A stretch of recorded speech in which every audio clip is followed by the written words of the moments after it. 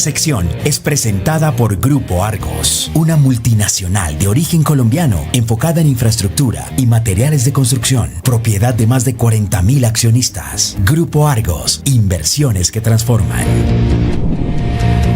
Y nos da mucho gusto saludar a esta hora tal vez el hombre que tiene la tarea más difícil en Colombia en los próximos meses y años, y es el de reconstruir la economía de nuestra nación. Está con nosotros el doctor Miguel Gómez, el nuevo ministro designado. Señor ministro, gracias por estar con nosotros. Muy buenos días. Y Carlos, buenos días. Un gusto estar con usted y naturalmente con su inmensa audiencia. Gracias por darnos unos minutos. ¿Cómo se siente? ¿Cómo recibe esta cartera y esta designación tan importante? No, pues con mucha energía y con muchas ganas de acertar. Claro, estoy muy preocupado por la gravedad de los desafíos que vamos a tener que enfrentar. No el Ministerio de Hacienda, el país va a tener que enfrentar unos desafíos muy grandes y creo que pues hay que estar a la altura. El país necesita un cambio de rumbo y creo que hay la voluntad desde el presidente a todos los que hemos sido designados para su gabinete de contribuir en ese cambio. ¿Cuál va a ser la línea o los primeros pasos que ya ha podido compartir con el presidente electo Abelardo del Espriella de lo que va a ser la administración? A ver, lo más importante, Luis Carlos, es restablecer la confianza. Estos 4 años han destruido la confianza que los inversionistas internacionales tenían en Colombia. Han destrozado la confianza que tenían los colombianos que sacaron sus capitales. También de todos aquellos que se quedaron en el país pero dejaron de invertir. Y eso explica en buena medida pues, el bajo nivel de crecimiento y todos los demás elementos que están asociados con la crisis económica, como son obviamente el déficit fiscal, el aumento del endeudamiento, el problema de un posible apagón energético y algo de lo que se habla poco, pero que me parece a mí que es de muchísima importancia, es el déficit de nuestra balanza comercial. Nosotros no solo tenemos un déficit fiscal, sino adicionalmente tenemos un importante desequilibrio en nuestra balanza comercial. Si tenemos lo que se llama en economía los déficits gemelos, o sea, tenemos que financiar 2 cuentas importantes muy desequilibradas. En términos del déficit comercial, si quiere empecemos por ahí. ¿Qué se puede hacer? ¿Qué es lo que tienen pensado? Y en términos del déficit fiscal, ¿qué tienen pensado? Luis Carlos, mire, el problema comercial, ¿qué es lo que refleja? Que la economía colombiana no compite. Llevamos casi 3 años con el mismo nivel de exportaciones, alrededor de 50.000 millones de dólares. En cambio, las importaciones sí ya están en un nivel récord de 70.000 millones de dólares. Cuando un país no exporta, quiere decir que no compite. Y no competimos porque, en buena medida, por los problemas fiscales. Voy a tratar de hilar los dos déficits. El déficit fiscal, ¿cómo se financia? Pues con impuestos. Y esos impuestos, naturalmente, son cargas para las empresas. Nosotros tenemos un sistema tributario diabólico. Es de una complejidad. Nosotros tenemos en la DIAN, por ejemplo, 15 tributos, cuando deberíamos tener 3. La renta, el IVA interno y el IVA externo. Todos los demás impuestos generalmente recaudan muy poco, pero sí desgastan muchísimo a la administración. Entonces, las empresas, hoy, una empresa que quiera cumplir con todo el estatuto tributario, realmente queda muy apretada de caja, queda sin capacidad de invertir, y entonces simplemente se mantiene, pero no está pensando ni en crecer, ni en expandir, ni en contratar más gente, ni en invertir en maquinaria. Entonces una cosa va con la otra. Como no invertimos, pues no somos competitivos. Y es la única manera como de hacer la síntesis entre esos dos desequilibrios. Si no logramos controlar el problema fiscal, el resto de la economía es inviable. Para ponerlo en términos más prácticos, digámoslo, ¿ustedes creen que a través de la dinamización de la economía, de la mejora de las condiciones del sector privado, se genera mayor empleo y por lo tanto se genera un mayor bienestar para la comunidad, no al contrario de lo que veníamos en los últimos 4 años, donde la administración pensaba que el Estado era el gran proveedor y que como era el gran proveedor tenía que hacer todo lo posible para ahogar a las compañías y él ser el distribuidor de esos dineros. Es una concepción distinta de la manera en que se genera el bienestar en la economía, señor ministro. Totalmente distinta. Usted lo ha escrito muy bien. Durante 4 años los empresarios fueron estigmatizados, vistos como depredadores del país. Este va a ser un gobierno pro empresa. Y tiene que ser un gobierno pro empresa porque usted también lo señala muy bien. El problema fiscal no se puede resolver si simultáneamente no tenemos un mejor desempeño de la economía.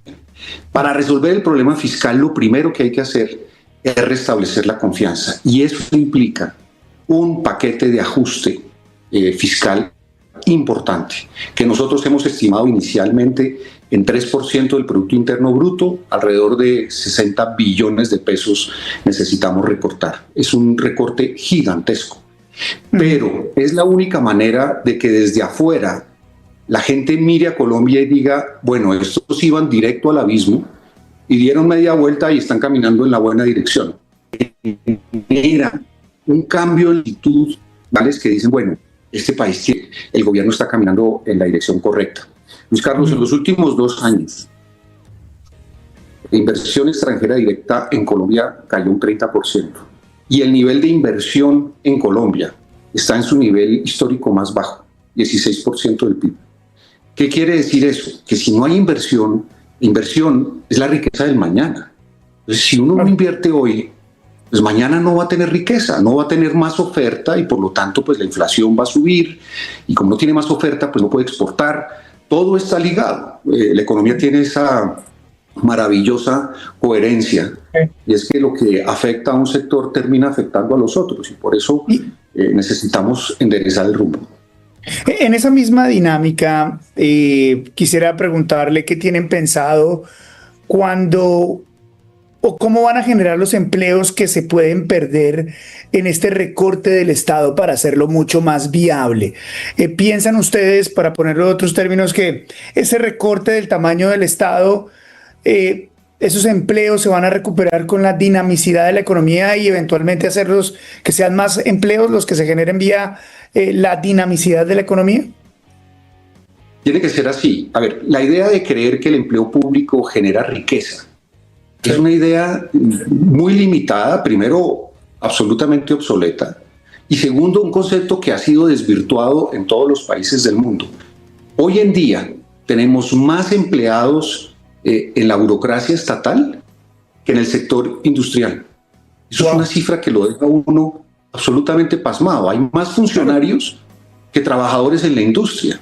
La industria pues, genera valor agregado, paga impuestos, exporta, genera riqueza. El Estado, al revés, consume recursos y en general su aporte a la expansión económica es bastante limitado. Entonces, sí se necesita, la política que vamos a implementar tiene esas dos palancas. Un ajuste fiscal muy duro y al mismo tiempo una política de impulso a todos los sectores de la economía, pero sobre todo pues, a unos sectores líder que en los últimos años han estado muy castigados por el gobierno actual. ¿Han pensado, ya tienen alguna idea, señor ministro, de dónde se va a llevar a cabo ese recorte fiscal y ese recorte del gobierno? A ver, hay varias opciones. La primera es naturalmente revisar el presupuesto que está actualmente en ejecución. El 7 de agosto vamos a presentar un decreto de congelamiento del gasto, no un decreto de austeridad, de congelamiento del gasto.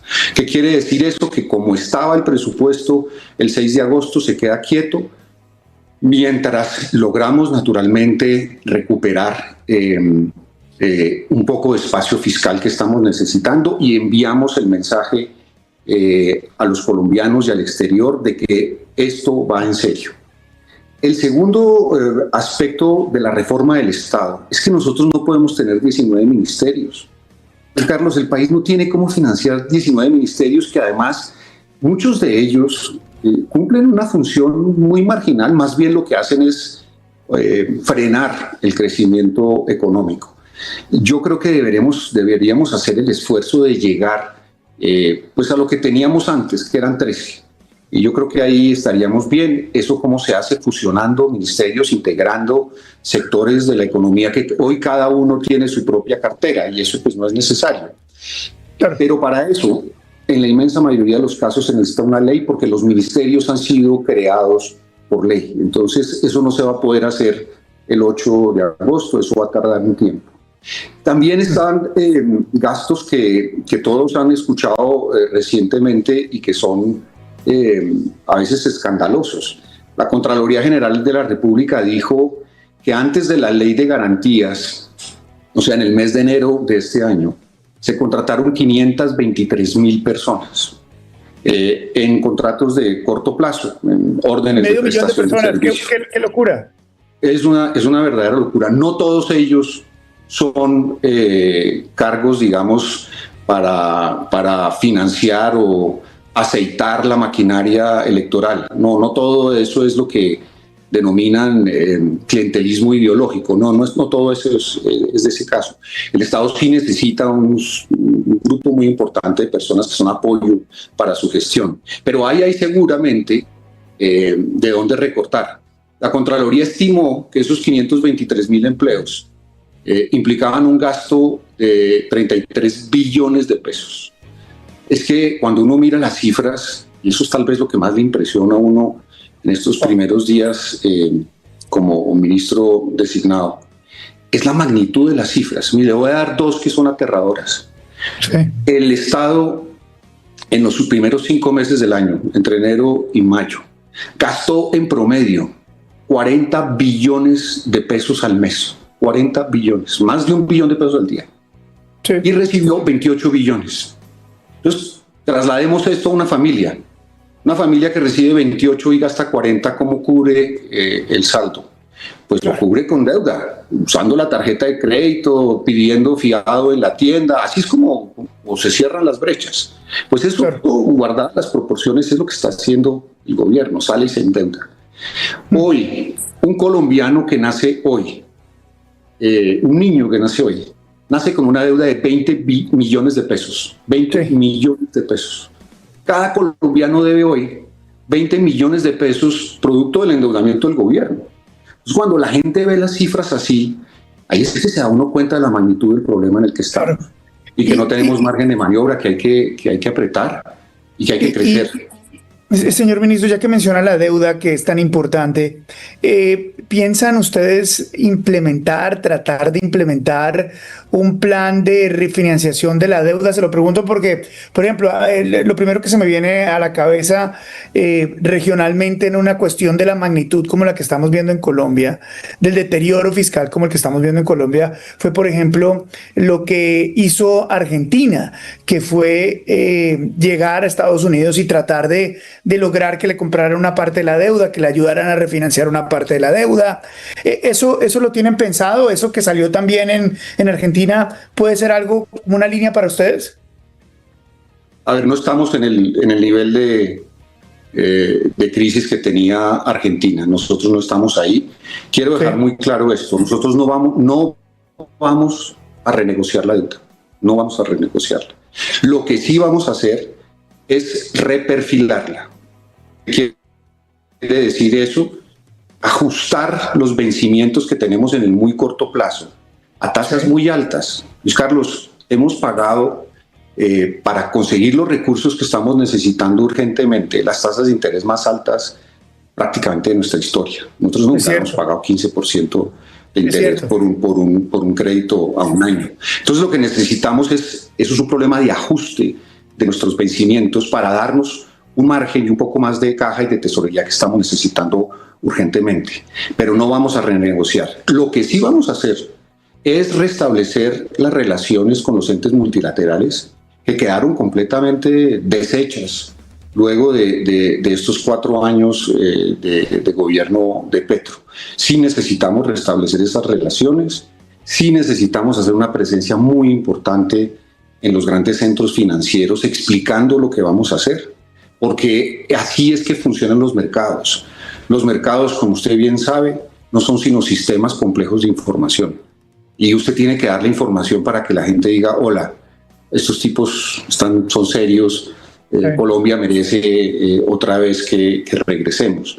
Porque nosotros vivimos en un mundo globalizado. La idea de que nos podemos encerrar aquí y guardarnos detrás de unas murallas simbólicas, eso no tiene ningún sentido, es completamente obsoleto. Es obsoleto. En la búsqueda del restablecimiento de la confianza, señor ministro, ¿han pensado en la regla fiscal? ¿Es algo que usted tenga en mente, que haya hablado con el presidente electo? Sí, señor. Quisiéramos volver a la senda de la regla fiscal, pero el roto que nos dejan es tan grande que vamos a tardar un tiempo, pero sí lo estamos anunciando públicamente. Nuestro objetivo es volver a entrar dentro de los marcos que había definido la regla fiscal. Esto también viene acompañado de un segundo anuncio, que es el respeto a la autonomía del Banco Central. Es que uno no respeta la autonomía del Banco Central cuando le da la gana. No, es que la Constitución dice que el banco el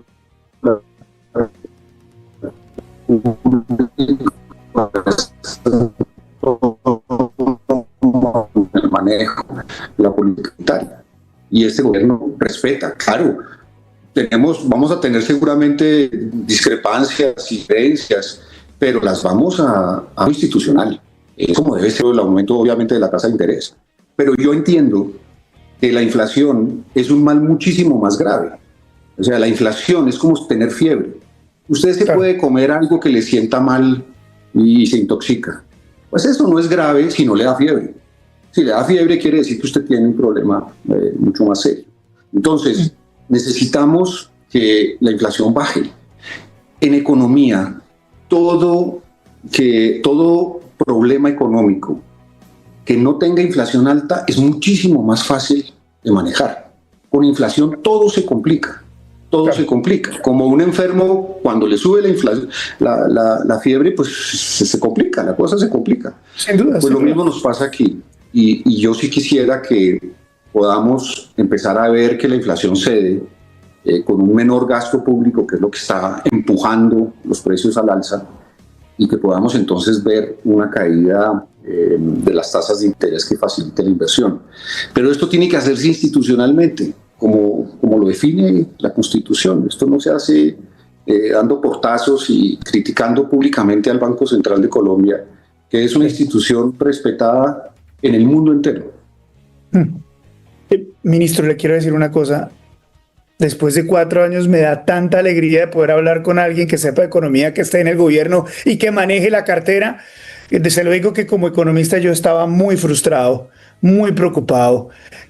No tener que estar hablando de mazucatos y de cosas que no tienen ningún sentido en el orden real de la practicidad y de la ejecución de Colombia. Le deseo mucha suerte, que Dios lo bendiga, que las cosas salgan bien para Colombia, para usted, y que las expectativas que están generando estén acorde con la ejecución que Dios quiera tengan, señor ministro. Muchas gracias por darnos unos minutos esta noche. No, Luis Carlos, muchas gracias. Gracias por sus buenos deseos, por sus bendiciones. Vamos a necesitar hacer mucha pedagogía económica. Yo, como lo escucho a usted pues usted hace pedagogía económica, usted trata de explicarle a la gente que las cosas tienen una lógica y una lógica intrínseca. Es a explicar a los colombianos que hay una manera de hacer las cosas para que haya crecimiento. A mí me encanta una frase que dice el presidente de la SBI. Dice, es que si hay más ricos, eso quiere decir que hay menos pobres. Parece que es una cosa tan elemental, pero tan supremamente poderosa.